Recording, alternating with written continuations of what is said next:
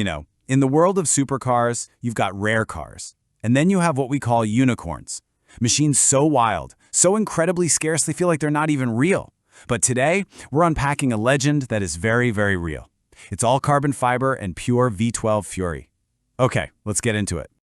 So let's just cut right to the chase. If you found one of these automotive unicorns, actually, what if you found two of them? What do you think they'd be worth? Just throw a number out there. What if I told you $22 million? Yeah, that's not a typo. Just recently, RM Sotheby's figured that a pair of these cars, a coupe and a roadster, could pull in a combined total of up to $22 million. And that, of course, leads to the big question. What on earth makes a car worth that much money? Well, here it is. The Mercedes-Benz CLK GTR. I mean, look at it. It looks more like a stealth fighter than something you'd see on the street. So that's our mission today, to unpack exactly why this machine is one of the most valuable and legendary cars on the entire planet. To really get the price tag, you have to go back to where it all started. Because this thing wasn't designed for a Sunday drive. It's a weapon, really, forged in the fires of one of the craziest eras in motorsport history. Okay, so picture this. It's the late 90s. We're in the FIA GT1 championship, and this is the absolute top of the food chain for sports car racing. If Mercedes-AMG wanted to play, they couldn't just show up. They had to build something that could totally dominate. And here is where the story just gets nuts. The entire development, from a completely blank piece of paper to a fully functioning race car, took them just 128 days. That's a little over 4 months. I mean, that kind of speed it's just not supposed to be possible. So did all that frantic work pay off? Oh yeah. It didn't just win, it completely crushed the competition. Back-to-back championships for both the drivers and the team in '97 and '98. It was so ridiculously good, so much faster than everyone else, that it actually helped kill the very racing series it was built for. Nobody else could compete. Now this whole story, the very reason the road car even exists, hinges on this one fascinating word, homologation.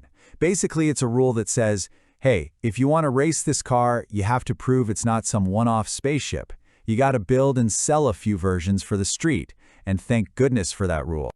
And that's what brings us to the road car. But, calling it a road car, well, that's being a little generous. It's really more like a caged animal that they just happen to put a license plate on. And this chart just shows you how little they actually changed. I mean, sure, they threw in some leather and some air conditioning. Okay, fine. But they barely raised it off the ground and just swapped the racing slicks for road tires. Underneath it all, it was the exact same track monster. And the heart of that monster was a thundering 6.0-liter V12, kicking out over 600 horsepower.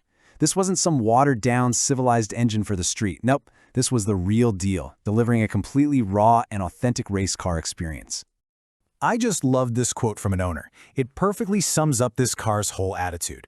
Forget parking sensors, this thing has built-in air jacks from the race car. It's a tiny detail that tells you everything you need to know about its priorities. So, okay, we have a championship-winning race car that's barely legal for the street. That's a huge piece of the puzzle, but it's not the whole story. The final and maybe most important ingredient in this multi-million-dollar recipe is just how unbelievably rare this thing is. Just look at these numbers. All in, only 29 road-legal CLK GTRs were ever made. And that includes some prototypes they converted later. Just let that sink in. 29. Not 2,900. 29 for the entire planet. That isn't just rare, that's practically a ghost. And if you break it down, it gets even crazier. Only 6 of them were the open-top roadsters. And then you have the Supersport. The wizards at HWA, AMG's motorsport division, they crammed a monstrous 7.3-liter V12 into it. They only ever built 3 of those. 3! And with that kind of rarity, it's no surprise that even when it was brand new, this car was breaking records. With a price tag of over $1.5 million, it actually held the Guinness World Record for the most expensive production car of its time. And as we've seen, it's a value that has only gone up. Way up. So when you put all of that together, the racing pedigree, the raw power, the insane rarity, what do you get? You get a legend. You get a car that sits in a very, very exclusive club. A lot of car people talk about the GT1 Trinity. They're talking about the 3 homologation supercars that basically defined that whole era.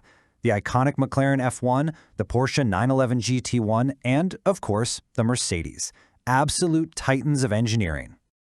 And when you see it parked next to another 90s icon, the Ferrari F50, it really hits you. The F50 is an amazing car, no doubt, but the CLK GTR, that thing looks like it just warped in from a different dimension. It's a Le Mans prototype with a license plate, period. And you can totally see its DNA in the cars that came after, like the Maserati MC12. They were both born from the exact same wild philosophy. Build a no-compromise race car first, and then, only because the rules say you have to, make the absolute minimum changes to make it technically street legal. So at the end of the day, that $22 million question isn't about just one thing.